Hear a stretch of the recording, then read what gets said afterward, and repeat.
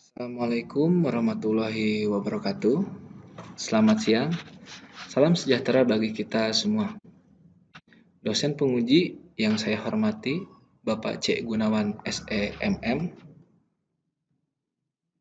Perkenalkan, nama saya Gagas Agasi Pangdugi dari Prodi Manajemen.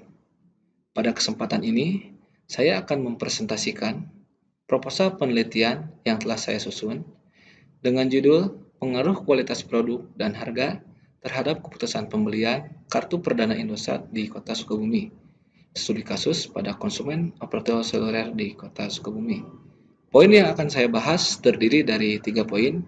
Yang pertama ada pendahuluan, yang kedua ada tinjauan pustaka, yang ketiga ada metode penelitian. Baik, kita masuk poin yang pertama, pendahuluan. Era masyarakat digital di Indonesia salah satunya merujuk pada cepatnya kemajuan teknologi informasi dan komunikasi, khususnya industri telekomunikasi dalam beberapa tahun terakhir ini. Dengan semakin meningkatnya perkembangan telekomunikasi di Indonesia, sekarang dikenal istilah ekonomi digital yang memasuki daerah perkotaan dan pedesaan di Indonesia. Telekomunikasi telah meniadakan batas-batas antara masyarakat kota dan masyarakat pedesaan. Nah, kita lihat di sini, menurut data Badan Pusat Statistik (BPS) dari hasil pendataan survei Susenes 2019, 47,69% populasi di Indonesia telah mengakses internet di tahun 2019. Pada tahun 2019 juga, BPS mencatat 89,9% rumah tangga di Indonesia telah mempunyai sedikitnya satu nomor telepon seluler. Nah, otomatis di sini para konsumen di Indonesia tentang pembelian kartu SIM sudah selalu meningkat setiap tahunnya. Nah, kita masuk ke teknologi seluler. Teknologi seluler pertama kali hadir di Indonesia dimulai pada tahun 1984 dengan berbasis teknologi Nordic Mobile Telephone (NMT). Nah, teknologi Nordic Mobile Telephone (NMT) di sini yaitu teknologi 1G. Kita kan sekarang sudah masuk 4G di Indonesia, mendekati 5G. Nah, kalau Nordic Mobile Telephone 1G ini teknologi yang hanya dapat bisa melayani komunikasi suara saja, tidak dapat melayani komunikasi data dalam kecepatan tinggi dan besar. Nah, di tahun 1994, PT Satelit Palapa Indonesia Satelindo beroperasi sebagai operator GSM pertama di Indonesia dengan mengawali kegiatan operasinya di Jakarta dan sekitarnya. Karena GSM memakai kartu SIM, maka hal itu aman dari penggandaan, penyadapan, serta mutu prima dan jangkauan luas.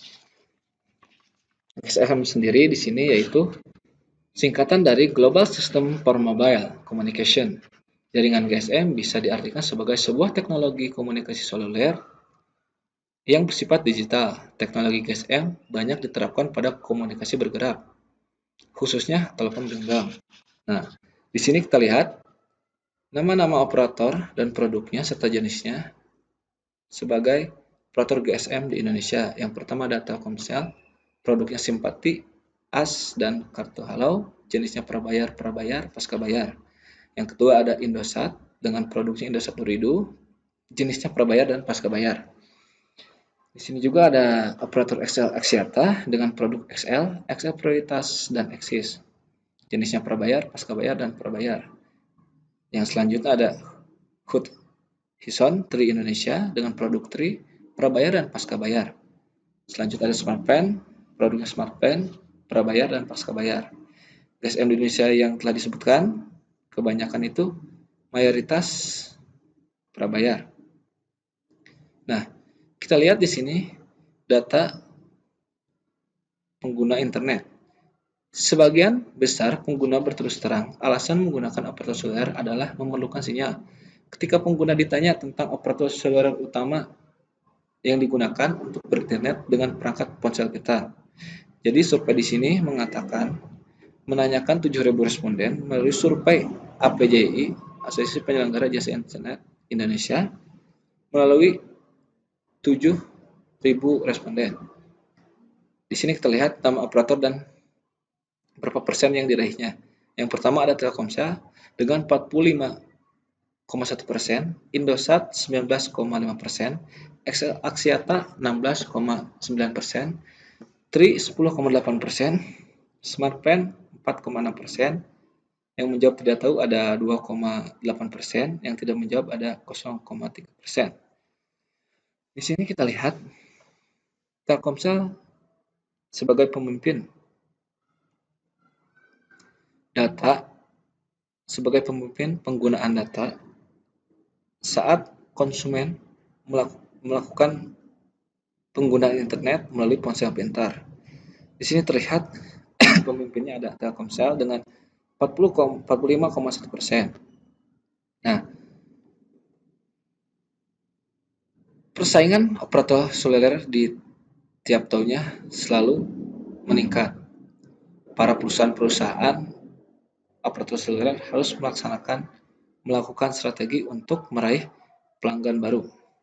Nah, otomatis dengan strategi-strategi yang digunakan, perusahaan-perusahaan harus membuat produk yang sedemikian rupa menarik perhatian para pelanggan agar pelanggan melaksanakan keputusan pembelian dengan meyakinkan melihat produk yang telah dibuat oleh para perusahaan operator seluler.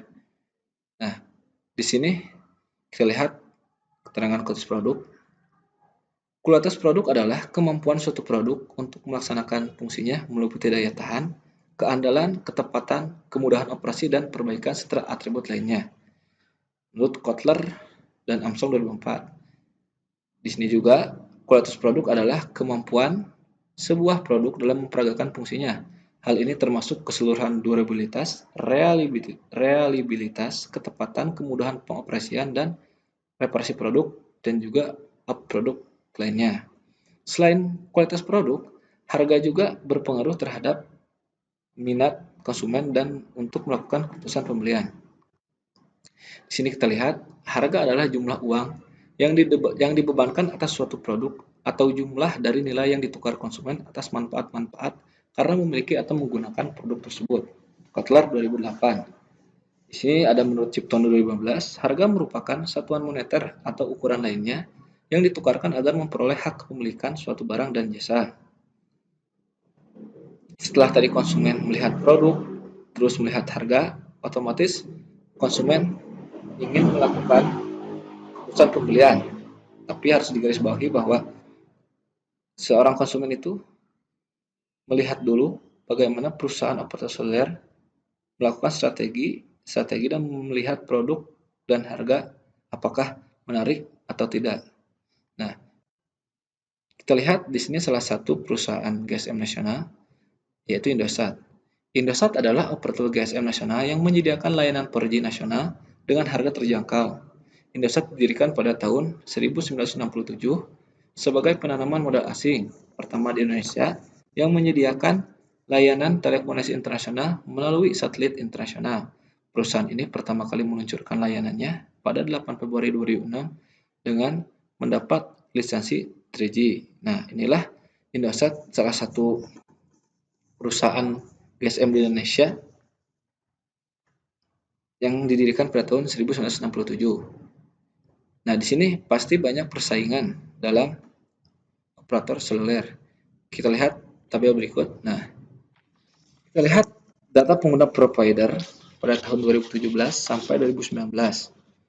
Kita lihat dari mulai kuartal 4 2017 sampai kuartal 2019 dengan data jumlah pengguna, Telkomsel selalu menjadi peringkat pertama. Dari 3 tahun terakhir, Telkomsel selalu menjadi salah satu provider di Indonesia yang selalu menjadi urutan pertama dalam hal jumlah pengguna.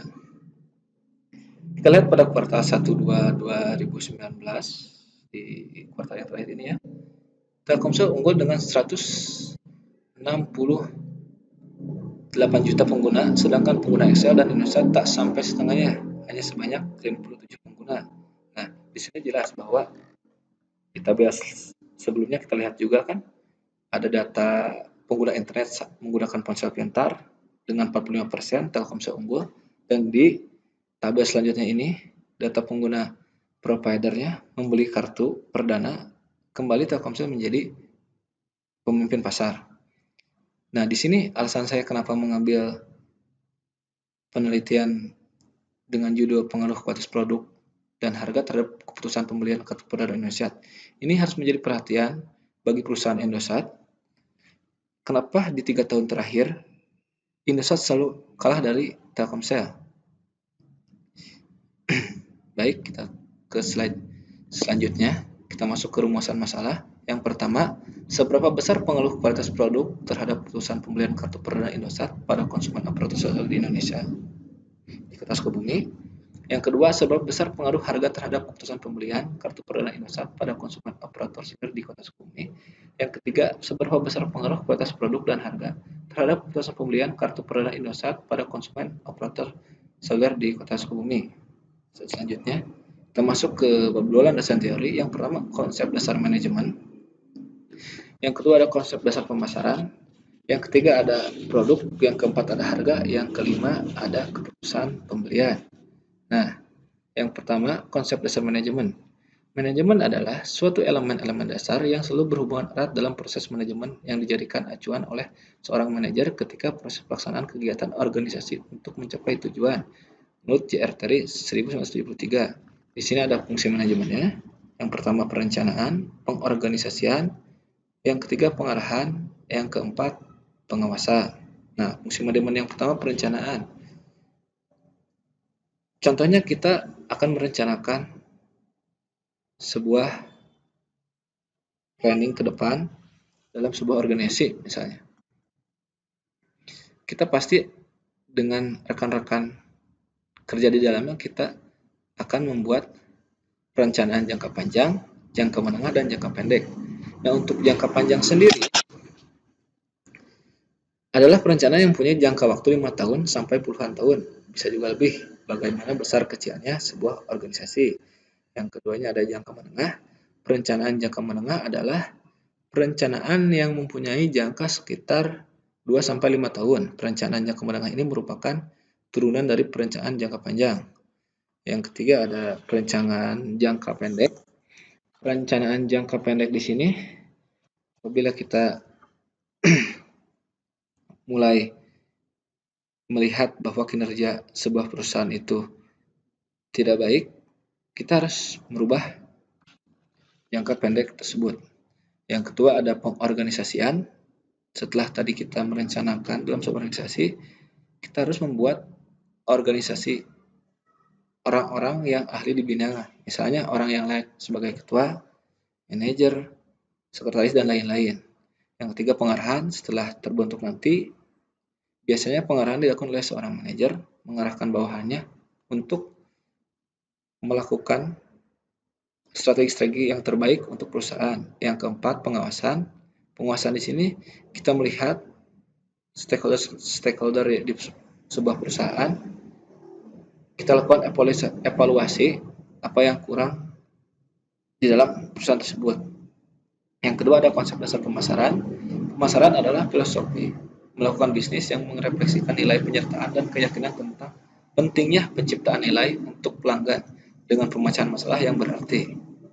Yang ketiga, produk. Produk adalah segala sesuatu yang dapat ditawarkan ke pasar untuk mendapatkan perhatian, dibeli, digunakan, atau dikonsumsi yang dapat memuaskan keinginan dan kebutuhan. Produk meliputi objek secara fisik, jasa, orang, tempat, organisasi, dan ide. Produk diperlukan untuk mempertemukan hasil perusahaan dengan permintaan yang ada agar produk yang diperlukan oleh konsumen memberikan kepuasan pada konsumen dan sekaligus menguntungkan perusahaan. Selain produk, keempat ada harga. Menurut Kotler dan Armstrong 2014, harga adalah sejumlah uang yang ditagihkan atas suatu produk atau jasa, serta jumlah dari nilai yang ditukarkan pada pelanggan untuk memperoleh manfaat dari memiliki suatu produk atau jasa. Nah, setelah tadi kualitas produk, harga, otomatis konsumen akan masuk ke keputusan pembelian. Menurut Kotler 2012, keputusan pembelian adalah tahap dalam proses pengambilan keputusan di mana konsumen benar-benar membeli. Nah, di sini ada faktor-faktor yang mempengaruhi keputusan pembelian. Kotler 2012, yang pertama itu ada faktor sosial, faktor budaya, faktor pribadi, dan faktor psikologis. Kita masuk ke penelitian terdahulu. Yang pertama, nama penelitinya ada Wahyu Erdalina 2018. Judul penelitiannya Pengaruh Kualitas Produk, Harga dan Iklan Televisi Terhadap Keputusan Pembelian Kosmetik Merek Citra Hand and Body Lotion di Pariaman. Variabel indikatornya ada kualitas produk, X1, harga, X2, promosi, X3, dan Y-nya keputusan pembelian. Hasil analisis menyatakan jika kualitas produk, harga, dan promosi berpengaruh positif dan signifikan terhadap keputusan pembelian ulang kosmetik Citra Hand and Body Lotion. Nama penelitian yang kedua, Hariman Saleh 2017. Judul penelitiannya Pengaruh Kualitas Produk, Harga, Promosi, dan pendistribusian terhadap keputusan pembelian sepeda motor Yamaha pada CV cahaya baru buku tinggi. Indikatornya kualitas produk, harga, promosi, pendistribusian, dan keputusan pembelian. Hasilnya berdasarkan hasil analisis dan pembahasan yang telah dilakukan, maka dapat ditarik kesimpulan sebagai berikut. Terdapat pengaruh positif dan signifikan antara variabel kualitas produk, harga, promosi, dan tempat pendistribusian. Tetapi tidak signifikan pada variabel harga karena sepeda motor Yamaha jika mengalami kenaikan harga tetap ada keputusan pembelian, namun tidak banyak ketika harga naik. Nama penelitian yang ketiga ada Dr. Andes Muhammad Edward MSI 2017. Judul penelitiannya Pengaruh Kualitas Produk dan Harga Terhadap Keputusan Pembelian pada Warung Mbak Nik Spesial Ceker Ayam Lapindo Sidoarjo. Indikatornya ada kualitas produk, harga, promosi, keputusan pembelian. Hasilnya berdasarkan uraian penelitian dapat dikesimpulan bahwa variabel kualitas produk dan harga secara simultan berpengaruh terhadap keputusan pembelian di warung Mbak Nik Spesial Ceker Ayam Lapindo. Nama penelitian yang keempat ada Rija Anggita dan Hapsi Ali 2017 dalam jurnal internasional dengan judul The Influence of Product Quality, Service Quality, and Price to Purchase Decision of SDM Bunda Mill. Studi on PT Sari Husada Generasi Mahardika, Region Jakarta, Tangerang, Distrik. Variabel indikatornya product quality, quality of service, price, dan purchase decision. Dan hasilnya adalah the result of the analysis state product quality, quality of service, price simultaneously influencing pricing decision. Selanjutnya kita ke kerangka berpikir. Yang pertama kualitas produk X1, harga X2, dan keputusan pembelian sebagai variabel Y. HA1-nya terdapat pengaruh kualitas produk terhadap keputusan pembelian, HA2-nya terdapat pengaruh harga terhadap keputusan pembelian, HA3-nya terdapat pengaruh kualitas produk dan harga terhadap keputusan pembelian. Selanjutnya kita masuk ke bab 3 metode penelitian. Teknik pengambilan data, teknik kuantitatif deskriptif. Yang keduanya waktu lokasinya dilakukan mulai bulan Februari di kota Sukabumi. Populasi dan sampelnya konsumen operator seluler di kota Sukabumi. Teknik pengumpulan datanya kuesioner. Di sini ada metode penelitiannya. Yang pertama jenis sumber data, jenis menggunakan kuantitatif dan sumber primer dan sekunder. Instrumen pengukurannya kuesioner. Teknik analisis deskriptifnya skala Likert. Pengujian kualitas instrumennya ada uji validitas, uji reliabilitas asumsi klasik, normalitas multikolinearitas, heteroskidastisitas. Pengujian hipotesisnya ada analisis regresi linear berganda, analisis koefisien determinasi, uji T parsial, uji F simultan. Di sini ada appearance variable. Indikatornya ada barang yang tidak tahan lama, barang tahan lama, jasa. Yang kedua ada harga dengan indikatornya keterjangkauan harga produk, kesesuaian harga dengan kualitas produk, daya saing harga produk, kesesuaian harga dengan manfaat produk. Yang ketiga ada keputusan pembelian. Indikatornya ada pengenalan kebutuhan, pencarian informasi, evaluasi alternatif, keputusan pembelian, tingkah laku pasca pembelian. Terima kasih. Pada Bapak Cegun, terima kasih telah membimbing proses penelitian dengan materi-materinya. Mohon maaf, saya Gagas Pangdugi apabila masih banyak kekurangan, karena saya masih belajar, butuh bimbingan Bapak. Dan untuk rekan-rekan yang lainnya, mohon masukannya apabila saya masih banyak kesalahan dalam penyampaian presentasi ini. Terima kasih. Assalamualaikum warahmatullahi wabarakatuh.